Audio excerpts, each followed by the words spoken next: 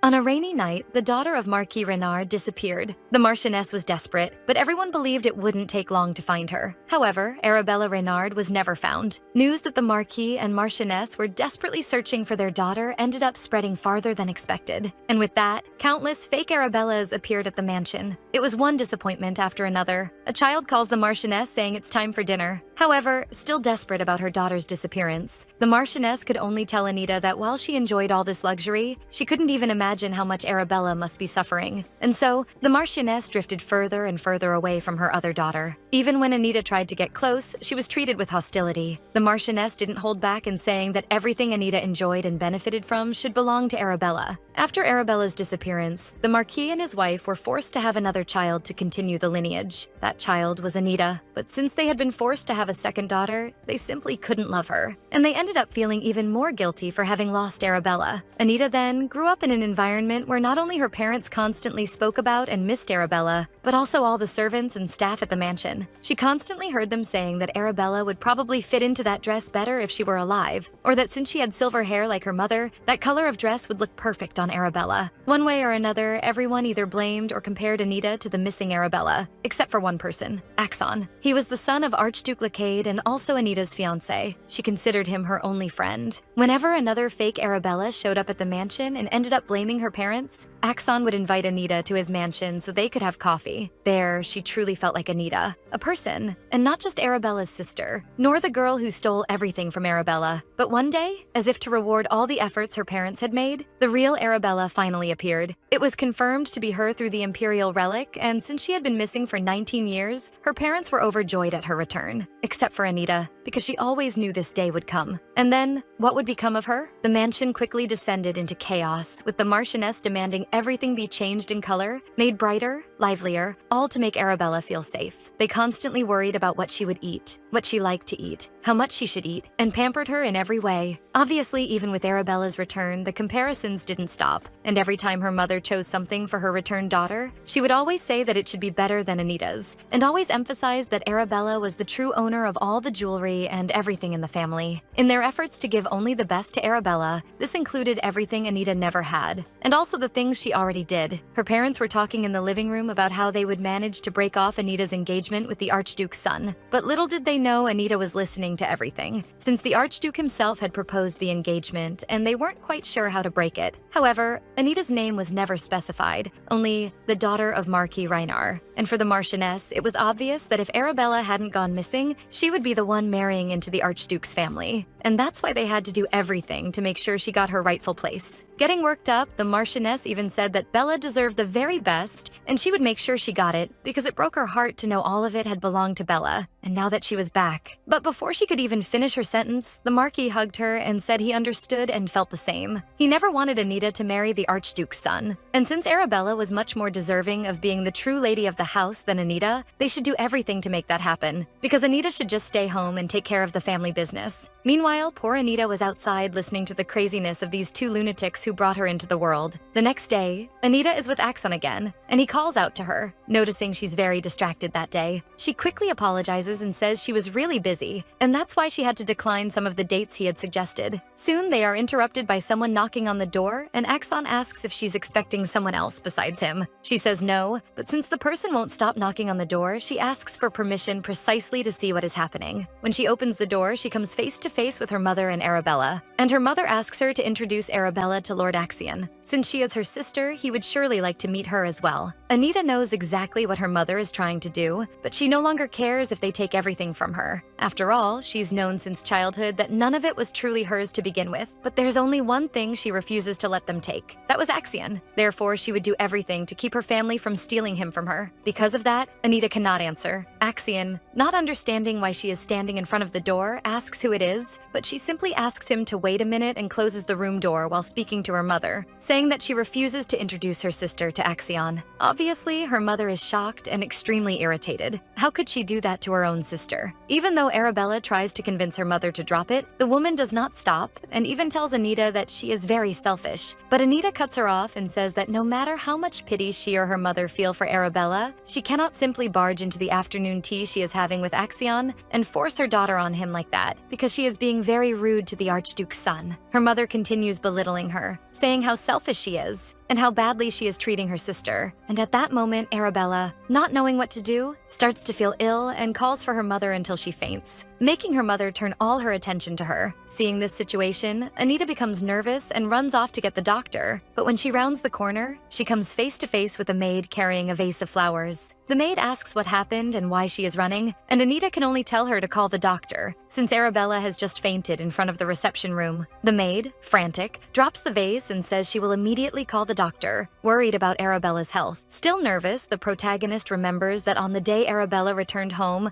a doctor examined her and said there was nothing wrong with her health, so how did she faint out of nowhere? Upon returning to the reception room, she realizes that there is no one at the door and that the door is closed. And that's when it clicks. Perhaps this was her plan from the beginning. Inside the room, poor Axion doesn't understand anything about this switch. A girl just arrived here, and Arabella is acting all sweet, saying she is very sorry for having interrupted the tea, but that Anita will be back soon. He kind of doesn't pay much attention and just waits for Anita to return. Arabella thought this situation would be much easier to maneuver to talk to him, because her mother said he was a very polite young nobleman, but he seemed a bit frightening in front of her. She thinks Anita is taking too long because she probably went into shock when she saw Arabella like that, so she probably won't be gone for long. And in fact, what happened was that as soon as Arabella regained consciousness, she asked where Anita was, but her mother told her not to worry, that this was perfect, and that she should just enter the room and introduce herself to Lord Axion. Arabella tries to ask, "What do you mean? I'm just going in there out of nowhere, and where is my sister?" But her mother ends up pressing her and saying that Anita will be back soon, and that's why she's in this somewhat embarrassing situation, realizing that what Anita said was really true, that it's kind of rude, and that he might get angry with her for barging in like that and introducing herself. She just wanted to run away from that place, but she remembers that her parents made a point of telling her that she has to make a good impression on the Archduke's son and that he needs to like her. She tries again to see if the situation improves and apologizes to him for making the situation a bit uncomfortable. He simply responds that she doesn't need to apologize, and she doesn't even has a reason to apologize, because he knows she wasn't the one who insisted on this unarranged meeting. That's when she realizes that he may have heard all that yelling outside, but before she can conclude anything, he finishes by saying that, as she herself said, Anita will return soon. At the moment, he smiles looking at the door, and Arabella realizes that he has some special connection with Anita. Outside, Anita is still there, thinking that Arabella did all of this just to make her look like a fool and to manage to talk to Axion, which is exactly what her mother wants. For her to share everything that is hers with her sister, regardless of what it is. In this mansion, everyone blames her and looks at her as if she were someone who simply stole everything that belonged to Arabella. Does she have to give up everything she has to Arabella to be accepted in this house? Upon knocking on the door and seeing Axion in the distance, she thinks that he is the only thing she can still call hers. Does she have to even relinquish her fiancé? As soon as she enters, Arabella goes to talk to her and apologizes for having made her worried, but in Anita's mind, she still thinks that her sister was there because she plotted everything to make this happen. Arabella breaks into a big smile while holding Anita's hand and asks where she was, saying they were waiting for her. She looks at Axion and Anita says that perhaps she should take her leave. Upon hearing that, Arabella becomes happy and asks if she really can, and she thanks Anita because she was a little scared to stay in that place. Leaving while smiling, she says for them to have a good day. Anita can only think that this is very strange. After all, Arabella was the person who always struggled in her upbringing for being poor, while she always enjoyed luxuries from being born into a noble house. However, Arabella clearly seems much happier and more excited than she is. When she sees that Arabella has gone, Anita turns to Axion and apologizes for the whole situation her mother created. He just smiles and says it's no problem at all, but Anita is still a bit upset and apologizes again, saying she believes she will have to end their meeting for today. Axion simply agrees, stands up and says that next time he would like to invite her to his mansion. And of course she understands the message, which is precisely him trying to call her away from this place. He confirms, saying that tomorrow afternoon he will send the invitation. She becomes very happy and thanks him, knowing that this gesture is precisely to keep her away from this madness and mistreatment she has been enduring, especially since Arabella's return. Later at dinner, the Marquis asks if the food is to Bella's liking. Of course, she thanks him, and her mother asks her to eat more, since she is very thin. Bella notices that Anita is not eating any kind of meat and is only eating salad. She asks if her sister is trying to control her weight, even though it doesn't seem necessary, since she is quite thin. Before Anita can respond, her mother interrupts, saying that Anita has never been a person who ate much, but that more important than that is for Bella herself to eat more and gain a little weight. The Marquis agrees with his wife and says that indeed she needs to eat more nutrients and gain a bit more weight. Bella simply agrees, apologizing,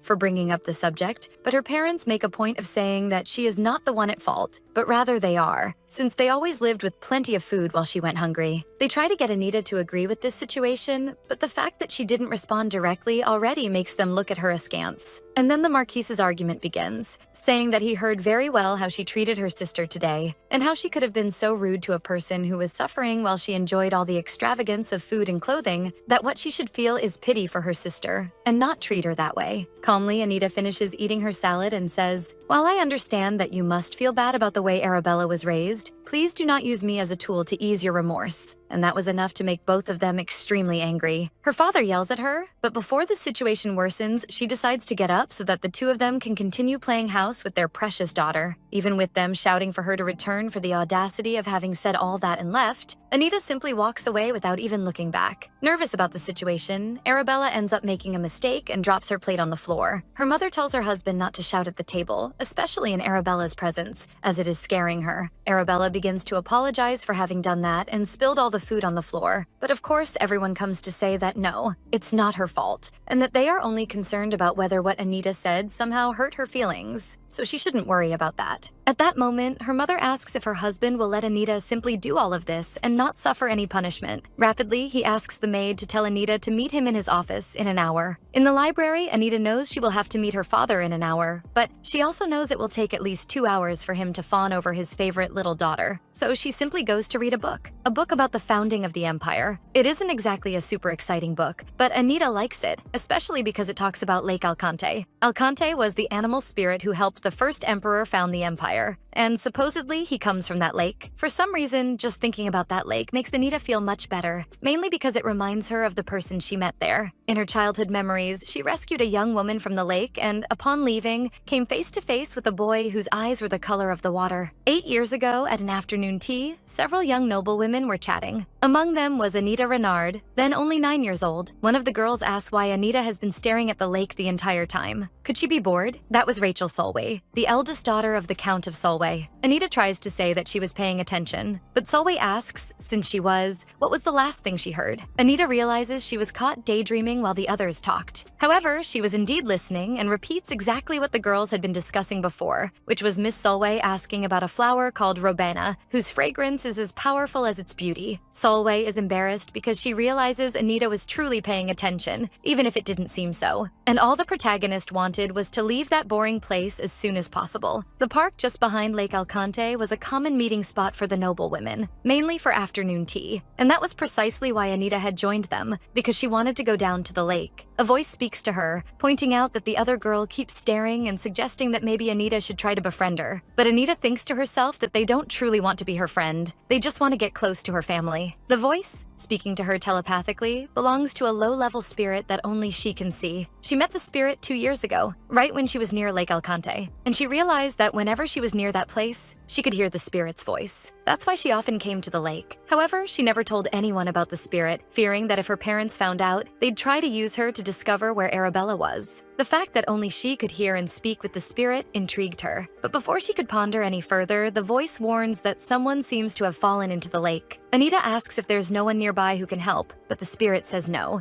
and that the person is beginning to lose consciousness. They need help immediately. Worried, Anita stands and thinks she should tell the girls that they should go for a walk. But that explanation could take too long and the person in the lake might not survive. So, without wasting time, she simply says she'll walk by the lake and dashes off. The spirit guides her to where the person fell. What worries Anita is that she can't see anyone, probably too deep underwater. Despite her fear, she takes off her shoes and asks the spirit to summon someone to the spot. When they see her shoes, they'll know where to go. The spirit tries to stop her from entering the water like that. I'm not sure why it told her to help if it didn't want her to go in. But Anita doesn't listen and jumps into the lake. She spots a blonde woman sinking beneath the surface. As she approaches, she realizes the woman is quite heavy and she may not be able to pull her up alone. She worries whether anyone will arrive in time to help because she might drown too. Suddenly, a pillar of water forms, helping Anita and the woman rise to the surface as quickly as possible. Once they emerge, several people come running, concerned about what has happened. Apparently, the young woman Anita rescued is Archduchess lowkey. With all the servants worried about the Archduchess, a voice catches Anita's attention, thanking her for her help and introducing himself as Axion lowkey, saying he doesn't know how he could ever repay her. And that was how Anita met Axion for the first time, by saving his mother. Thinking back on it, she wonders if she even said her name that day. Still, somehow, Axion managed to find out who she was and sent her a letter. Seeing that quite some time had passed since she'd been in the library, she decided to head to her father's office. Once again, the wonderful parents of this story were having one of their arguments with the door ajar, and Anita arrived just in time to hear everything. They were discussing how Arabella had fainted earlier that day, but the doctor was unable to determine the cause. Therefore, they need to break off Anita's engagement as soon as possible, because if any rumors start spreading that Arabella is ill, she'll never have the chance to marry the Archduke. The Marquis wonders if, perhaps, Arabella could marry the prince instead. The Marchioness, however, doesn't seem too fond of that idea. After all, the prince is known for being both cruel and far too experienced with women, and there is still the risk that they might end up like the Empress's family. Since the prince is not an option, and for some reason they feel the need to make up for Arabella's lost time at all costs, the Marquis then comes up with an excellent plan, though not really. His idea is to get the Empress to take notice of Anita, making her appear as a suitable match for the prince. That way, Anita's engagement to the Archduke would be broken, and using her broken heart as an excuse,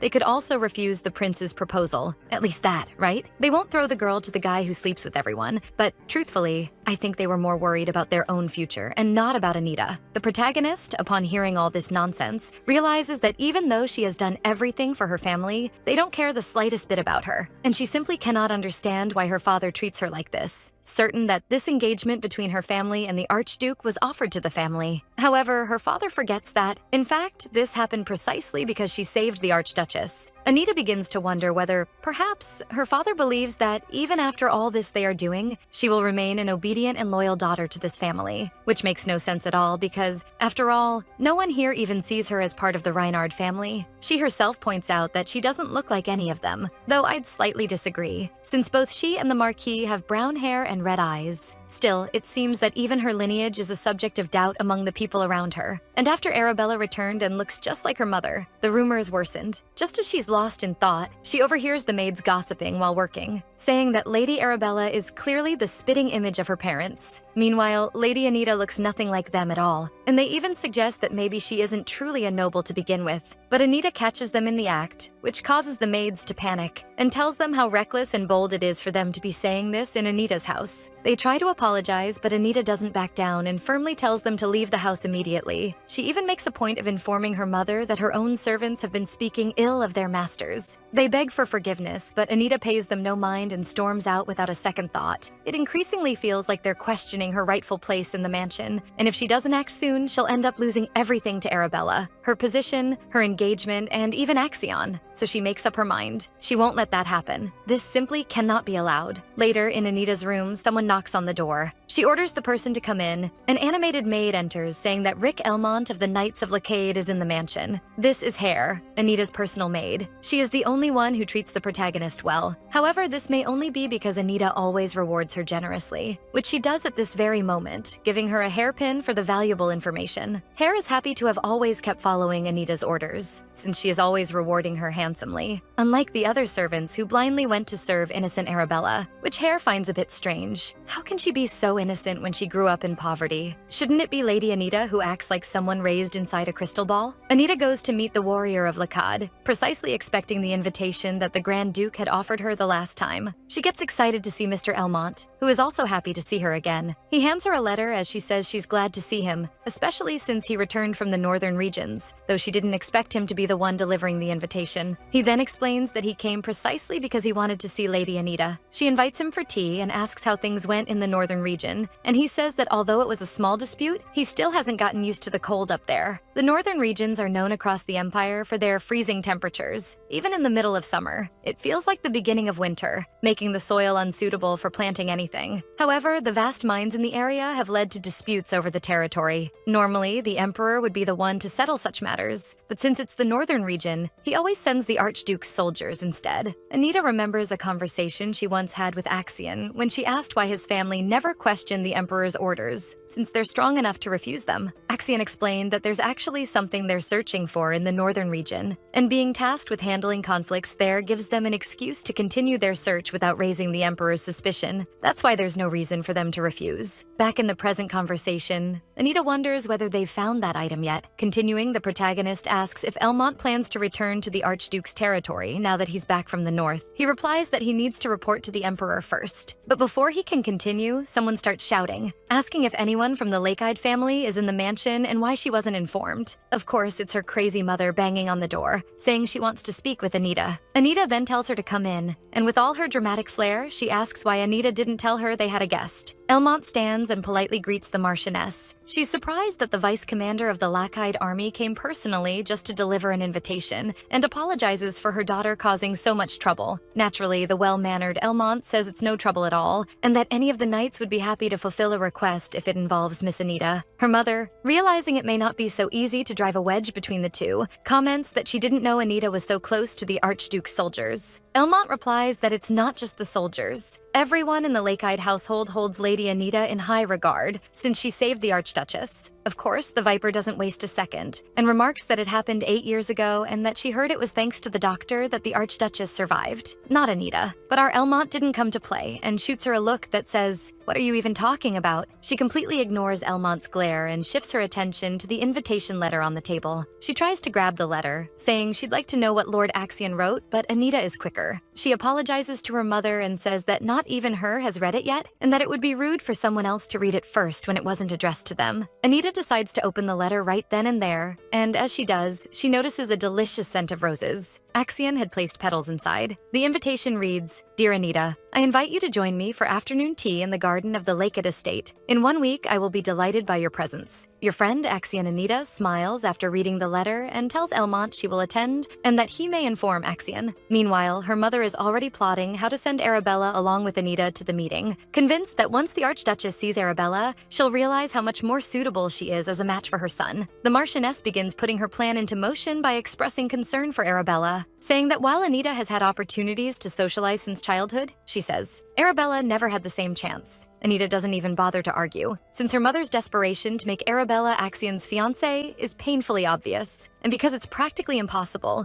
Anita decides it's not worth her energy. To the Marchioness's delight, she says she doesn't mind taking Arabella, but she doesn't know whether Arabella will want to go. The Marchioness, delighted by the invitation, asks Mr. Elmont if it would be possible, and he confirms that there is no problem with that. Arabella could join the gathering, but that he must go now since he still has to report to the Imperial Palace. As soon as he leaves, the Marchioness tells Anita they need to talk, because she discovered that Anita dismissed some maids without her permission, and to make matters worse, one of them was her personal maid. Anita replies with disdain, saying they were speaking ill of their masters and therefore could not be trusted. Her mother insists that she cannot simply send them away without asking questions. Feigning concern, Anita says it was all for her mother's own good, since she knows her mother dislikes servants like that, who usually end up telling others what happens in the mansion. Though annoyed, the Marchioness lets the matter drop and says there are more important things to worry about, mentioning that Arabella will visit the Empress in 10 days and she would like Anita to accompany her. Since Arabella has never attended an afternoon tea before, Anita will need to go to help her, but the protagonist already knows her mother's little plan to get the Empress to proclaim Anita the perfect bride for the prince. And if the Empress really interferes, breaking off Anita's engagement to Axion could start to become a reality. That's why she wants to avoid it at all costs. Anita asks her mother if she shouldn't seek the Empress's permission first, but of course the Marchioness is already one step ahead, and the Empress has already granted it. And to finish, she even asks Anita if she realizes that her engagement was originally meant for Bella, so she should stop fantasizing about something that doesn't belong to her. Later, at the Lacade mansion, Axion and his mother are conversing over tea, and she mentions having heard that he recently visited Anita. She wonders if things in Anita's house remain the same. Obviously, he says nothing has changed,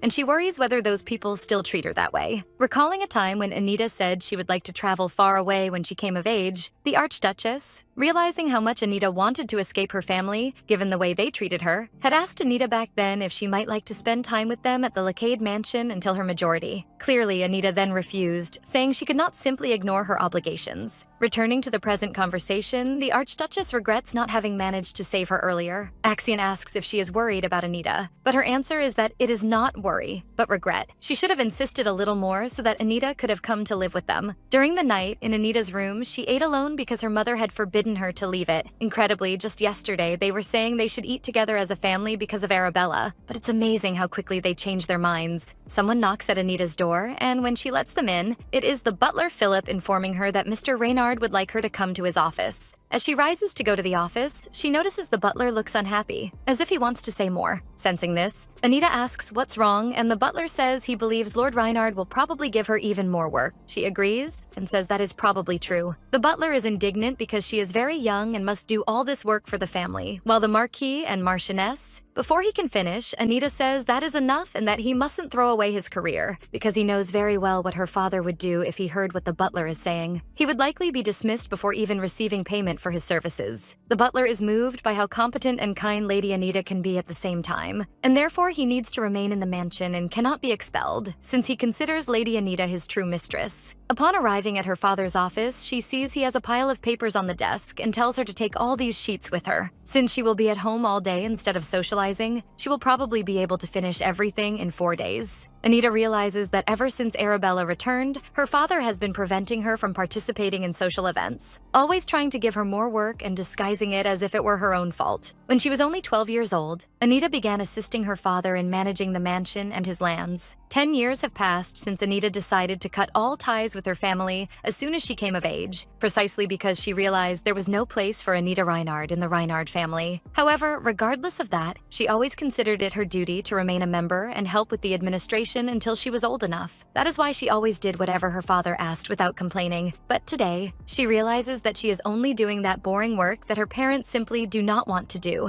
Since Anita remained silent all this time, her father asks why she is not responding, since this is an easy task that anyone could complete in a short time. And the mocking man even asks if she is afraid that this task might be too difficult for her. The wonderful protagonist responds in the way anyone hearing or reading this would like to reply, with the following phrase, "If it's so easy, why don't you do it yourself?" Of course, he freaks out and asks her if she can't see that he is letting her do it for her own good, and in case she thinks that being the future wife of the Archduke is an easy task. Inspired, Anita further replies that her own mother has never done any kind of administrative work like the lady of the house, so she believes it will rarely be different in the Lacade family. Throwing all the papers into the air, the Marquis replies that he is sick and tired of this conversation, that at 17 she is old enough to take care of all the family's paperwork. And Anita refuses, saying that, unlike him, Axion does not need help with any of that. After all, he is intelligent and knows very well how to be the head of the family. And to finish, she even asks her father to do the work that was intended for the head of the family. Obviously, he gets angry and says that she cannot act like this just because Arabella is back, that she has really crossed the line. He tells her to go to her room to reflect on what she has done. Anita says that she was already going there anyway and slams the door as she leaves. Her father sits there, furious, thinking about how she dares to do that. How much longer does he have to tolerate this ungrateful girl? 1 week later, on the carriage to the Lacade mansion, Anita can only think that she thought her parents would do everything so that only Arabella would go to the Lacade house. However, before they left, her mother asked her to look after Bella since she could faint like the last time, and because of that, they're going together in the same carriage. Arabella calls out to her sister but hesitates to speak. Anita tells her that if she has something to say, she should say it quickly. With all that hesitation, she might not be able to get the words out before they arrive. Arabella finally gathers the courage and says that she doesn't agree with their mother because she genuinely wants her sister and Lord Axion to be happy, and as a sister, she has no ulterior motives. Before she can finish, Anita interrupts and asks what Arabella thinks a sibling relationship is supposed to be like. Arabella replies that sisters probably like to spend time together, and if they fight, they make up the very next day. Realizing that Arabella lives in her own little world, Anita asks if she's ever actually experienced that kind of sibling relationship with anyone. She talks about her childhood in the slums, saying there was a family who took care of her, and they're probably living well now, since her father agreed to send them money as thanks for looking after Arabella all those years. Knowing her father father, Anita is well aware that they are not that generous. So he most likely didn't send any money at all and instead silenced that family. Arabella continues, saying that regardless of everything, she has no intention of stealing Lord Axion from Anita. And the protagonist asks if by any chance Bella has already had this conversation with their mother. But when Bella denies it, Anita asks if she's perhaps told her personal maid, and Arabella says no to that as well. Realizing how complicated the situation is, Anita explains that unless she herself makes her wishes clear, their parents won't back down.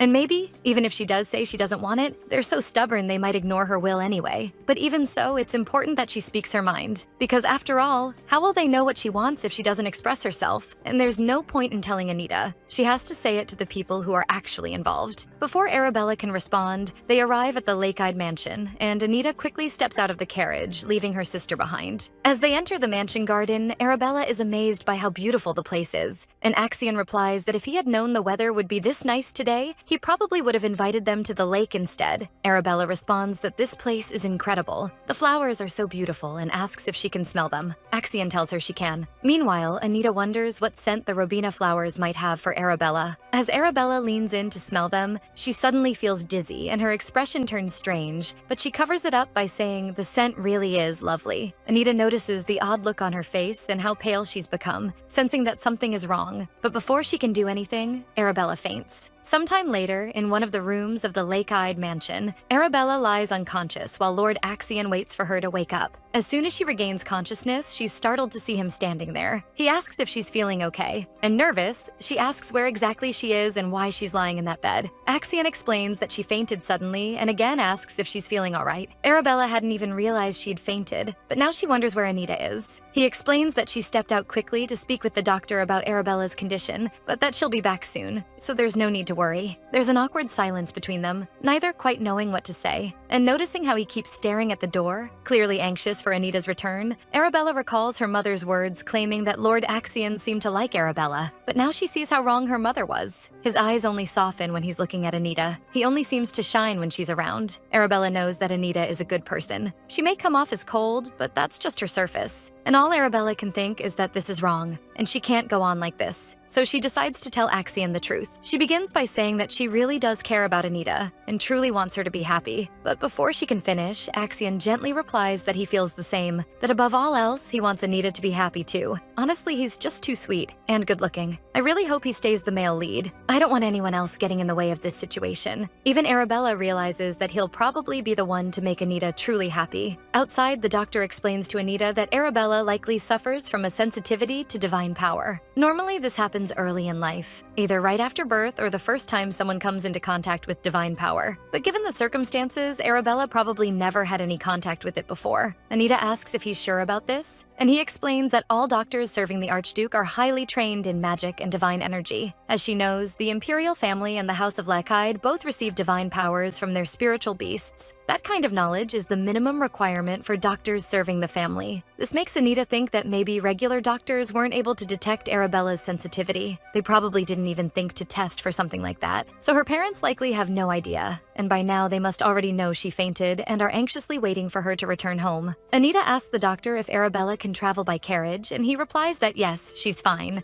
After a bit of rest, she can live normally. Anita thanks him and asks that he prepare the carriage for their departure, since Arabella is probably awake by now. When she returns to the room, Anita has picked up a bad habit of eavesdropping through doors, and she ends up hearing Arabella and Axion talking, right as he says he feels the same and smiles, saying, above all else. Arabella smiles back. She has no idea they're talking about her, but the only thing Anita can think is how good they look together. She knows that even if Arabella hadn't come back, her engagement with Axion probably wouldn't last much longer anyway. 10 years ago, she made the decision that once she reached adulthood, she would cut all ties with the Reynards, which also meant her engagement to Axion would be broken. Even so, the fact that they're trying to take away her only friend has made her fiercely determined not to let that happen. And she wonders whether perhaps Axion would side with her, even if they were no longer engaged. She believes that their relationship probably won't change, but she can't imagine herself existing without him, since he was the only thing she had. Back at the Reynard house, her father asks where Arabella is, and the Marchioness replies that she has just put her to bed. Obviously, taking out his unnecessary anger on Anita, he asks why she did nothing and let this happen. Mockingly, she simply replies that she had nothing to do about it. After all, she is not a doctor. How could she have prevented Arabella from fainting? The Marquis starts his little speech again, saying that Bella had a terrible life. And unlike Anita, who lived with all the luxuries, Arabella lived in the midst of poverty, and that is why Anita is very selfish. Before he finishes that tired speech of his, Anita responds that she could never be as selfish as her father,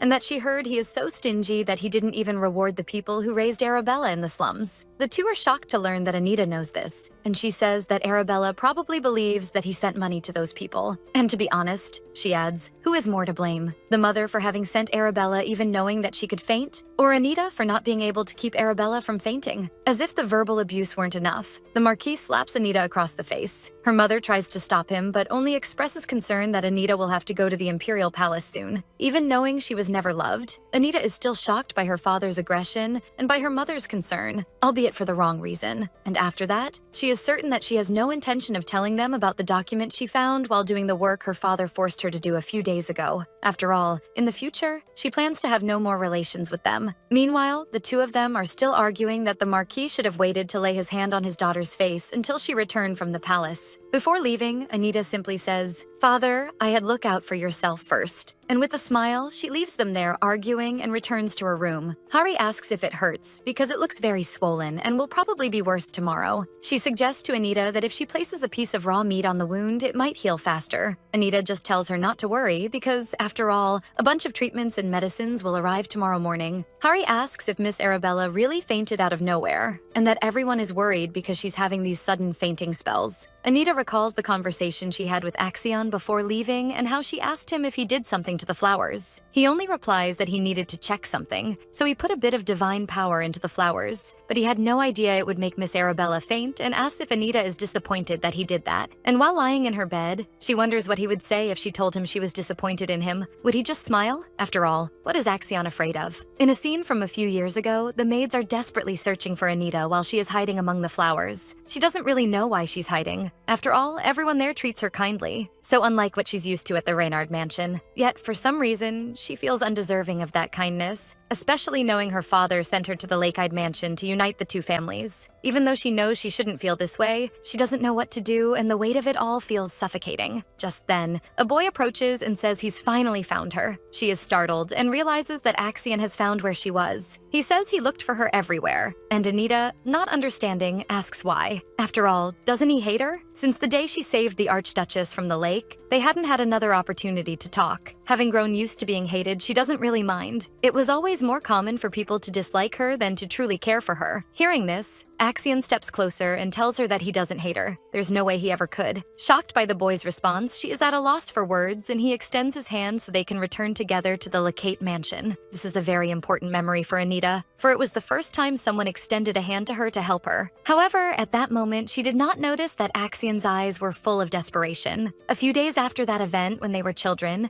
Axion was bedridden, and the maid told the Archduchess that she would stay up to watch over him through the night, urging the lady to get some rest. But the Archduchess didn't want to leave her son's side. She must have already been used to this. After all, it happened every summer. Even so, it was hard not to feel sorry for him. The Archduchess then asks the maid if Anita has gone to sleep. The maid replies that she did, but when she went to help Lady Anita change clothes, she noticed several bruises, as if she had been pinched repeatedly, and even some marks that looked like old wounds. She wonders whether she should use holy water to prevent them from turning into scars. The Archduchess, clearly worried about what Anita might be going through at her own mansion, instructs the maid to fetch as much holy water as necessary from the temple first thing in the morning. And for the first time, the maid understands why Anita always refused help when changing clothes. At first, she thought it was just shyness, but seeing all those bruises on her body, now it all made sense. Moreover, she had heard that the Reynard family had recently requested the imperial relic to perform a paternity test. Even though the relic could not show 100% whether the person claiming to be Arabella was genuine or not, those bruises on Anita were probably caused by some girl pretending to be Arabella. And if that is really true, the Archduchess worries that perhaps she should speak with the Reynard family. They are interrupted by a servant saying that the Archduchess is being summoned to the office. and upon leaving the room, she realizes that Anita had been standing outside the whole time. She asks if everything is okay, and Anita says she came because she saw the doctor running this way and got worried, but she apologizes if she is being intrusive. The Archduchess reassures Anita that it is no problem for her to worry about Axion, but that she need not worry because he normally always falls ill at this time. However, since the Archduke's family has many enemies, Anita must keep this secret so no one discovers his weakness. Little Anita simply agrees and says she will not tell anyone. Axion's mother then decides to ask about the bruises and whether Anita is all right. She simply replies that it is nothing to worry about, that she did not even bother to mention the bruises because they were not important and were not bothering her. And poor the Archduchess believed that Anita's parents protected her in some way and knew what was happening. Just to be sure, she also tells Anita that if she feels anything, any pain, it is important that she tells others. And if she wishes, she may also visit the lowkey mansion and stay longer. However, Anita declines, saying that she is very happy, but that it probably won't be possible, since she had heard that farmers' children start working the soil as soon as they turn 10, and now that she was 10 herself, she believed she needed to study hard to be able to help her father with the work, so she should have to manage such things on her own. The Archduchess, clearly concerned by this statement, asks if, by any chance, it was the Marquis who told her that, and Anita agrees. Worried but needing to head to the office, the Archduchess asks Anita to stay by Axion's side for the time being. And seeing that she agreed, the Archduchess gently strokes her head, saying that she is a very kind child. Approaching Axion's bed, Anita notices that his hand is very cold. It had been quite warm before when he found her in the garden. As if he were suffering a little, Anita strokes his hand and recalls how strange it was that the Archduchess said she was very kind. After all, everything she knows about kindness she learned at the lowkey mansion. Watching Axion like that, hurting, she couldn't help but wish she could take it all for him. She was used to pain anyway. Nightmares, bruises, all of it. After some time,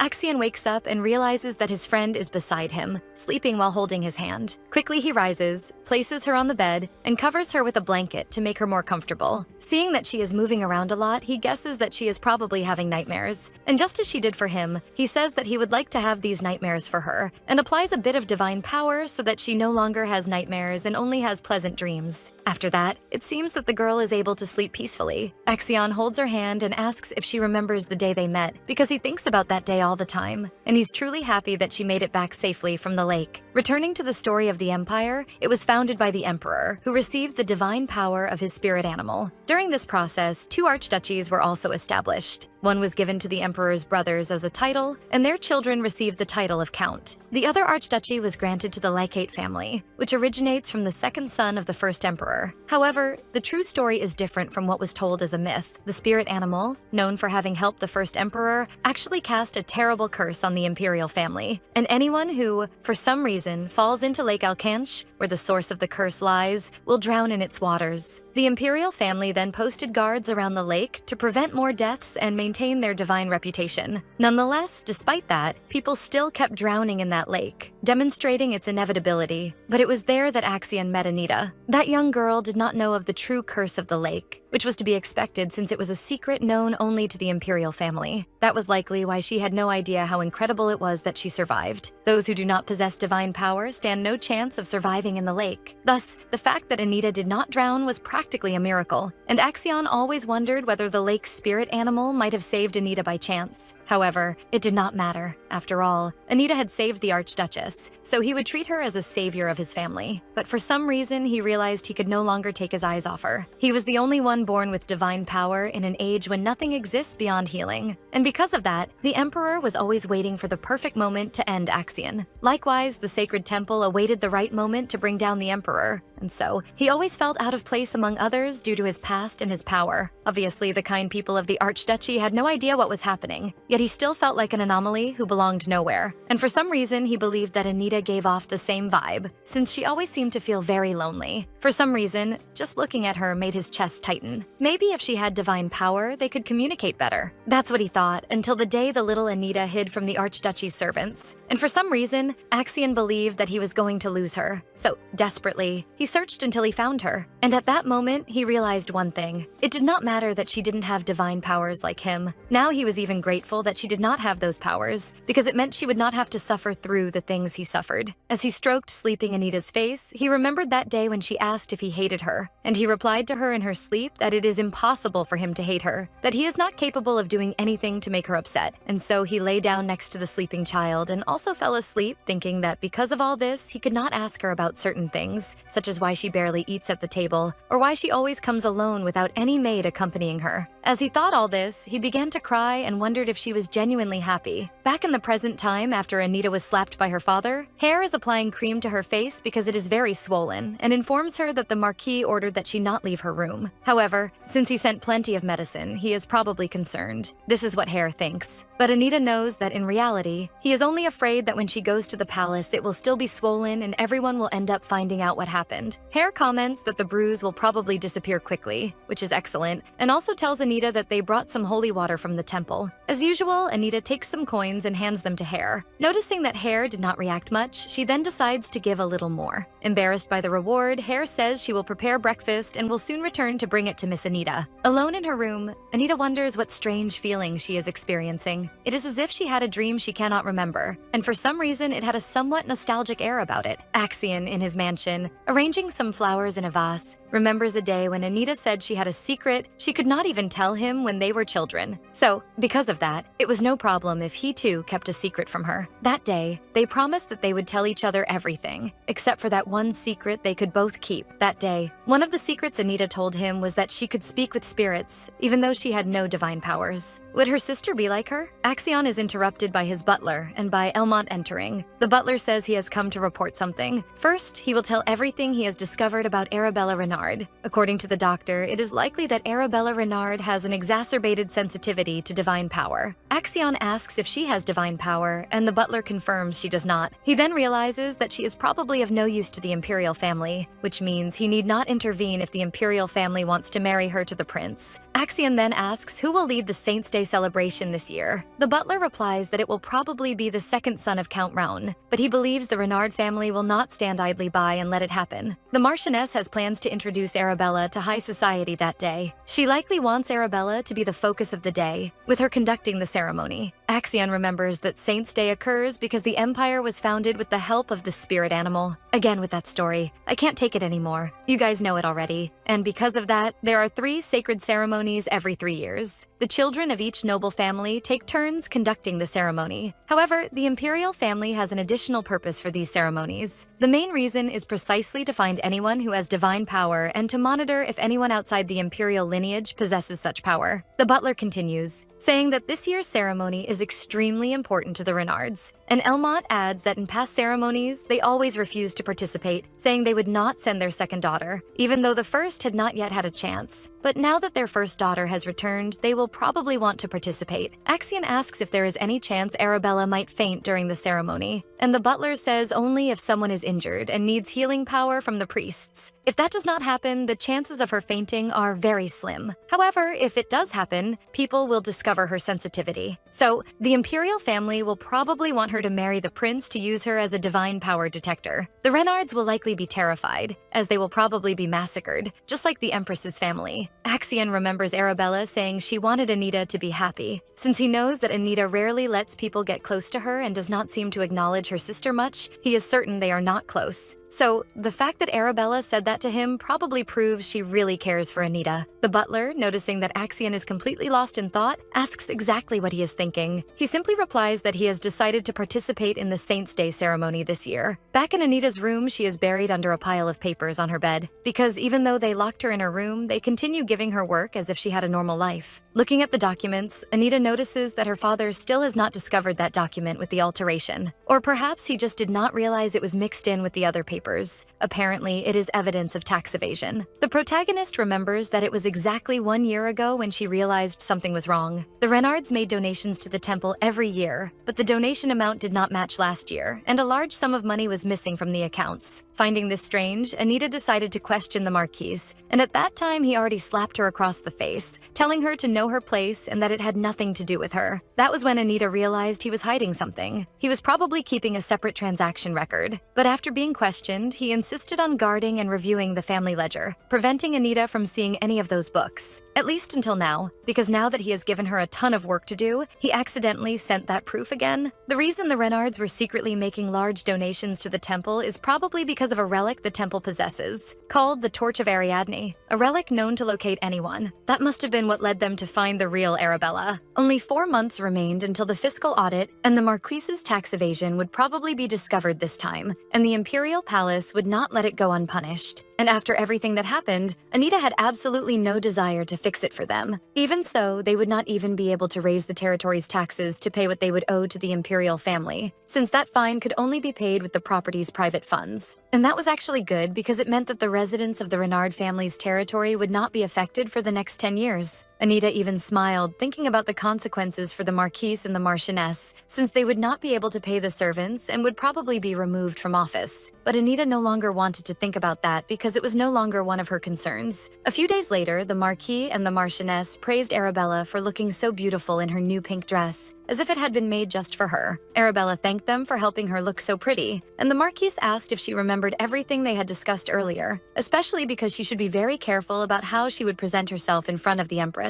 Arabella agreed, and she and her mother went down to the mansion's main entrance where Anita was waiting. Arabella was happy to see her sister and even said that she had gotten ready faster than she had and that she looked very beautiful. Anita agreed, but she knew that, in reality, her parents had made a bit more effort so she would look better, since they wanted the Empress to notice her. Confirming that, the Marchioness even commented that Anita needed to put more powder on her face. Not understanding the reason very well, Arabella said that her sister was already pretty enough, but the Marchioness insisted that they needed to be very presentable in front of the Empress. Anita refused to put more powder on her face, said she was ready and that she did not want to wait any longer, and invited Arabella to go at once. Before they left, their mother asked them to wait, but the Marquise tried to calm her while Anita wondered what was making them so nervous. Perhaps if he had nothing to be ashamed of, he would not need to be as nervous as he was now. Before they departed, the Marquis said that he had something to say to Anita before they left. However, Anita refused and said that she did not know what for, and that she had nothing to discuss with him. And to give that little jab, she asked, "Oh, wait a moment. Would that be because of my cheek?" Which made the Marquis even more irritated that she was mocking the situation. And Arabella did not understand why he was yelling at Anita and what this story about a cheek was. While the Marchioness tried to calm Arabella, the Marquis insisted that Anita accompany him so they could talk, and Anita continued to refuse. Of course, this commotion began to generate gossip among the servants. However, the gossip, unfortunately for Anita, was not in her favor, because they were commenting that she was causing all this discomfort for everyone, even thinking that she was doing it on purpose to scare Arabella, perhaps out of jealousy of her pretty dress. And upon hearing this nonsense, Arabella tried to stop the gossip by telling the servants that their father had ended up scaring Anita, so it was not her fault. Obviously, this had no effect, since everyone sided with the Marquise and the Marchioness and thought Anita was a bad person. Only Arabella was thinking that she did not understand why everyone was speaking ill of her, knowing that Anita was a good person. And why, when she said that, did everyone reply that she had not realized it yet, or that she did not know what was going on, when in front of her they seemed very kind and affectionate? If Anita really were as bad a person as they said, she would never have run to call the doctor when Arabella fainted. Moreover, the butler had told Arabella that Anita saved the Archduchess from drowning when she was only 9 years old. So why was Anita being considered a bad person when she always helps others? It seemed that Arabella was beginning to see what was happening in this house. The Marchioness asked Arabella to wait in the carriage while they needed to speak with Anita, but the girl refused, took her sister's hand, and asked if the reason she had to leave was because she could not listen to the conversation. They tried to smooth it over by saying that they only wanted her to be comfortable sitting in the carriage. And Anita tries to understand why Arabella is trying to defend her. Could it be that she really likes Anita? But that is not possible. After all, she is just like their parents. They continue trying to make excuses to calm Arabella, saying it was just for her to rest and that it was nothing serious. However, Arabella is determined and will not let Anita speak with her parents, saying that they cannot arrive late for the meeting with the Empress. So they must depart, and she pulls her sister along. Anita cannot help but find it strange to have someone protecting her. Upon arriving at the palace, the Marchioness makes a point of telling Bella that she really needs to greet the Empress in the best possible way. Meanwhile, the guard escorting the carriage seems somewhat disgusted at helping Anita out of it. She notices that he is not the guard she knows from her family, but she still has the impression she has seen him before. And soon soon she remembers that he was one of the soldiers who brought Arabella back from the slums. Noticing that she is hesitating to leave the carriage, he asks why she is waiting. Anita finds it strange that, okay, he may be a new recruit, but why was he assigned to escort the carriage? It seems kind of odd. So she rejects his hand and even steps on his foot with her heel. He complains, saying that if she couldn't get out, she should have taken his hand. But she simply tells him to recite the soldier's chivalry code. Retorting, he asks why he should do that, but she firmly replies that it's because he doesn't seem to know it, and she doesn't believe a soldier of the Reynard family would lack that basic knowledge. Irritated at having been stepped on and having to listen to that, he responds by saying that he doesn't even believe someone like her is part of the Reynard family. Already accustomed to people hating her, Anita asks what he means by that, but she doesn't really care anymore. And when he starts to say it was because she tormented Miss Arabella, her mother, for some strange reason, interrupts angrily, asking how he dares speak to Anita like that. But as she is already hardened, Anita even realizes that perhaps that little speech might have come from her own mother. She tries to deny it, saying no, it wasn't her. And Anita realizes that perhaps, judging by her mother's reaction, she was right. For some reason, her mother has been spreading false rumors about Anita and trying to hide her involvement in those rumors. But maybe she will have to uncover that later and just play dumb for now. She decides just to prod a bit, saying that it's strange the soldier said that about her, considering he has never had any interaction with her before. However, perhaps those maids who were dismissed the other day must have spread some rumors. Her mother's false front pretends that that's exactly it and agrees with Anita, which makes Anita say out loud that if he's behaving like that, maybe, instead of focusing on his training as a soldier, he was more busy eavesdropping on conversations in the mansion. Even already used to people hating her, Anita still finds it a bit strange when that hatred is expressed so openly. She approaches her mother, tries to play innocent, saying that she would never want to see that soldier's face again, and that her father would probably agree to ban him from serving as a guard when he finds out what was said. To stay in character, her mother merely agrees and asks if she should send him back to the territory. Anita, happy that her mother is going along with her little game, says no, that would be too much. They should go in at once and greet the Empress. One of the palace maids announces the arrival of Marchioness Renard, her eldest daughter, and also her youngest daughter. The Empress then asks them to enter. Anita and Arabella promptly greet the Empress. Obviously, Anita is much more elegant, and Arabella, since it is her first time, is still a bit awkward. The Empress is known for her lack of expression and her cold demeanor. Even after her entire family was tragically destroyed, she did not let it affect her. Even when people mocked her with rumors that she never smiled out of fear of wrinkles, she never showed any emotion. Anita knows that since Arabella had never seen the Empress before, she is probably nervous. After they exchange greetings, the Empress says, "I have finally met you." And immediately after, she asks the Marchioness and her younger daughter to wait outside for a moment. Her mother tries to make an excuse by saying that Arabella is not yet accustomed, but the Empress does not seem very interested in excuses and asks if her eldest daughter is not already 19 years old. Is she still too immature to speak without someone by her side? The Marchioness quickly apologizes, yet still firm. The Empress asks why she is still there since she told both of them to leave, and Arabella trembles with fear of the Empress. Anita and her mother wait in another room. Her mother clearly nervous as Anita decides to stand, and the Marchioness asks where she thinks she is going, since she should remain there in case the Marchioness wants to speak with her. Anita simply replies, asking why she would want to see her when she is far too busy with Arabella, but her mother insists, telling her to stay quiet, seated, because one never knows what the Empress might request. Anita continues to refuse, which only irritates her mother, and she says that certainly a servant will find her if the Empress truly wishes to speak with her. And before she leaves the room, her mother says that even so, she should remain there prepared in case the Empress wants to speak. Fed up, Anita asks why her mother is so eager to offer her as a candidate to marry the prince. The Marchioness's performance is good, and she pretends to know nothing. And for that reason, the protagonist says that if that is not the reason, she cannot understand why her mother is acting this way, and she knows that for certain the Empress would never summon her. Thus, she leaves the room confidently, precisely because there has always been S-S, a certain animosity between the Empress and the Archduchess of Lowkey. Before she closes the door, her mother shouts one last time, telling her she must return immediately if any servant comes looking for her to speak with the Empress. Anita goes to the garden. Even though she does not want to wander around, she thinks she prefers that to staying in the room with her mother and wonders what the Empress is discussing with Arabella. It even seemed as if she had been expecting Arabella's appearance from the start, and, contrary to what Anita thought, that she would offer her hand to the prince on Anita's behalf, she did not not seem to care much about the protagonist's presence, which even surprised the Marchioness. As she thinks about this and walks through the garden, she hears a noise from the bushes and suddenly a child appears, somewhat frightened, and Anita wonders what is wrong with his eyes and why he would be alone in the underbrush. The boy trips and falls toward Anita, and she ends up catching him. He then thanks her, but continues holding on to her until he realizes, and embarrassed, lets go of Anita's skirt while apologizing. He stands there for a moment, hesitating, perhaps seeming as if he were going to say something to her, but before she can ask what happened, he runs off. In another corner of the palace, Axion is with Elmont and his butler. It appears they are searching for the prince, who is not in his quarters. Elmont even comments that it is not the first time the prince has been late to meet Axion, and that perhaps it is disrespectful. The butler also mentions that he heard the Renard family's eldest daughter is present in the palace to greet the empress. Axion recalls that the Torch of Ariadne is a sacred relic used to confirm a person's lineage, and that relic is known to belong to a mysterious individual, and the Renard family was only able to use that relic to find Arabella thanks to the empress, and a month has already passed since they found their daughter. He further comments that the empress is probably not very pleased that they took so long to bring her to the palace. The butler says that Miss Anita likely came along, which makes Axion happy. However, the other two continue arguing that the prince is keeping everyone waiting for too long, and that perhaps the empress summoned him, and that, taking advantage of the opportunity, he might even meet with Lady Anita. Axion says nothing, simply begins to leave,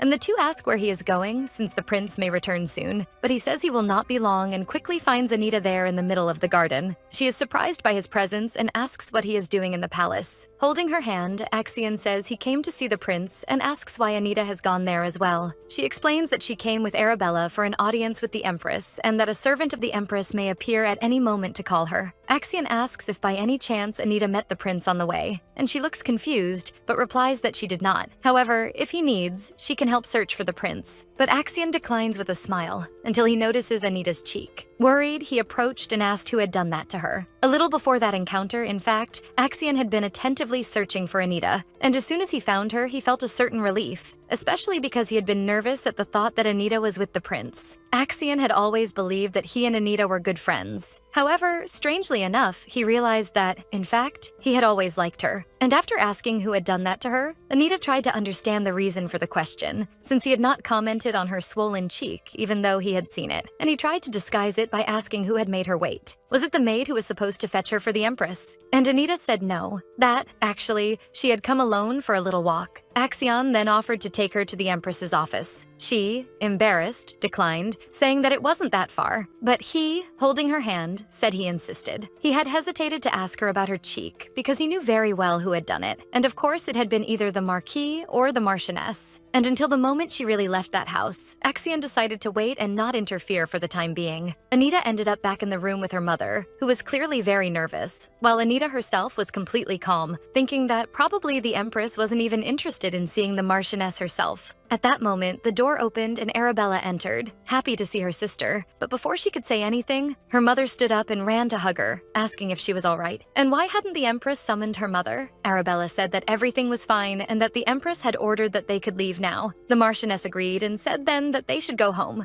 and so they were leaving the palace. However, the Marchioness asked them to wait a moment, that she wanted to go back and speak to the Empress. The maid said that, unfortunately, she would have to return another day. But the Marchioness insisted, saying that she was already there. Why couldn't she see her? Anita just watched the situation, seeing how embarrassed her mother was to have to ask a favor, practically of a maid. And surely she was thinking that if she didn't see the Empress now, their plan to push Anita toward the prince might go down the drain. However, Anita still wondered, why had it taken so long even to arrange this meeting with the Empress? It had been practically the entire month, which was strange, because the Empress herself had lent the torch of Ariadne to the Marquis. Seeing Arabella a little apprehensive, Anita began putting together the pieces of everything she had heard. At the moment, the Marquise, on that day, embraced the Marchioness, that they had already taken advantage of everything they could from that engagement. It made Anita increasingly irritated. How dare they betray the Archduchess and break her engagement to Axion? After all, the Archduchess had helped greatly in finding Arabella. Meanwhile, the Marchioness continued shouting at the maid, begging to see the Empress urgently, and Arabella tried to stop her mother. Her pride was so great that she began trying to teach Arabella that she was a Reynard, and that they should never submit to the will of a mere maid. Seeing that the little show would lead nowhere, the Duchess gave up and called Arabella to leave. I honestly didn't understand what that performance was about, but okay. Continuing in the carriage, Arabella tried to convince her mother that the Empress would not like to have her enter unannounced. Meanwhile, Anita Anita, in the carriage, just observing, noticed that Arabella had a cut on her face. Later, at the Raynard mansion, Anita appeared to be staring at, I believe, a Bruce cream when she heard someone knocking on her door. And upon opening it, it was Arabella. Happy that Anita was still awake and asking if she could sleep together tonight. Anita was a bit confused. How could they sleep together? But Arabella seemed very excited, so she just agreed. They went inside and Anita offered Arabella a place to sit. Quickly, she held her sister's face and applied some ointment to the wound on her face. Arabella was impressed that her sister had noticed and asked if, by any chance,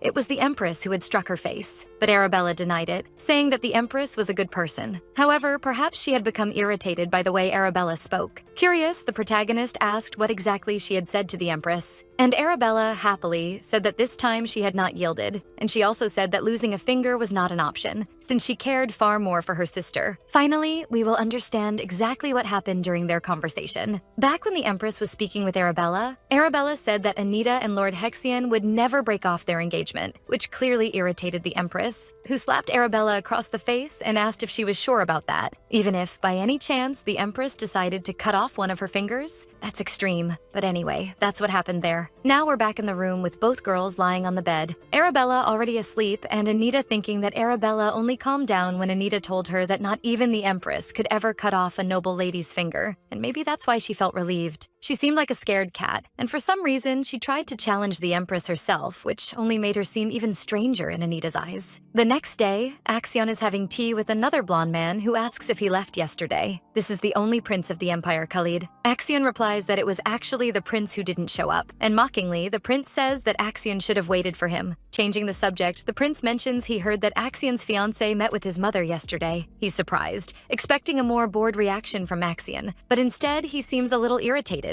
The prince remembers that he was like that in school too. Axion found everyone boring, but even so, he didn't ignore people who tried to befriend him. Back then, the prince suspected that maybe Axion allowed people to approach him just to identify useful connections. But in the end, he realized it was all because of Anita Reinhard. He even comments that he still can't believe that at that time, Axion was trying to make friends for Miss Anita. Since Axion doesn't respond, the prince tries to tease him again by asking what he would do if she started becoming better friends with someone else than with him. The male lead simply replies that it would never happen, and the prince asks how he can be so sure. Was he planning, perhaps, to sabotage her friendships if he noticed someone getting too close? Smiling, Axion replies, why would he do that? After all, it's practically impossible for anyone to get as close to Anita as he is. Then, trying to end the conversation, he hands a crystal to the prince, who thanks him, though looking slightly uncomfortable accepting it. He says that lately he's been able to see light during the day when the sun is strong and asks how Axion's mother is doing these days, which seems to create a small tension between them. That's because for a long time, no one in the Empire was born with divine powers. However, one day the Archduchess gave birth to a successor with divine powers, and for 10 years the Emperor ignored this, until he decided to put a plan into action to get rid of the Archduchess. All of that was meant to make Axion hate his own powers. The prince comments that the Empress still regrets letting the Emperor deceive her and lure Axion's mother to the lake. Axion coldly says he'll inform his mother that the Empress is remorseful. Smiling, the prince adds that Axion should also say that the future Emperor will remember the progress made thanks to the help of Axion and his mother. In the forest near the lake, Anita is walking through the grass thinking that someone will probably be very happy to see her, though she's only there to ask a question. Soon after, the spirit appears excitedly calling for Anita and glowing around her as if it were bouncing. He comments that it's been a whole month and that he even thought she had completely forgotten about him. Why didn't she come visit him earlier? She had never gone more than 10 days without seeing him. Anita explains she's been busy and then decides to get straight to the point. She asks if he knows if it's possible to develop sensitivity to someone else's divine power. The spirit thinks for a moment and says that would probably be difficult, but ideally that person should just avoid going to the temple. Even at the temple, since the only thing they can really do is use healing power, then maybe it would be fine. Then he asks if Anita knows someone like that. She's surprised that he suspects something, which is kind of obvious given the question, and he replies that they've had many conversations, so he already understands her intentions and her personality. Besides, he's a great spirit. Anita asks why he's speaking in such a sarcastic tone, and he says it's because it's been a long time since he's spoken to anyone. He spent a whole month alone in that place, so he's kind of forgotten how to talk normally. Anita apologizes again for having waited so long to come here. He asks if Anita will take longer to see him next time, and she says she will try her best. but doesn't promise anything. He is happy even though she is cold with him sometimes, but at least she came to see him. Flying very high and excited, the spirit says that he would very much like one day to tell Anita his true name. And so she says goodbye and returns to where the crowd of people is near the lake. As she passes by alone, people begin to whisper, and Anita knows that they will probably start rumors that she was again at the lake alone. Before she can completely get away, she hears someone calling her name. A red-haired girl says that it has been a long time since they saw each other. And that's it, everyone. Who will this mysterious red-haired woman be? What did you think of this work? I personally like it a lot. I think it's very cute how the male protagonist helps her. And even though I would like their relationship to develop a little faster, we have to remember that she is still a minor, and he is too. So this will still develop a lot in the next chapters. If you give plenty of views to this video, lots of likes, comments, you can be sure that I will bring part 2. Yeah, I don't know if you noticed, but some videos on the channel unfortunately had to be made private. This was, at the request of the companies that created the stories. So even though here we do a summary and show you, a recap, yeah, unfortunately there are some companies that do not authorize this type of video. So whatever is on the channel, I can, yes, make video 2 for you, and I will bring more works that you can watch peacefully, no problem. So please try to support the channel, give lots of likes, subscribe to the channel so I can know that you are enjoying it, and so I can bring part 2 of works that you really watched a lot and had a lot of engagement. And that's it. I've talked enough for today. Kisses, and until next time.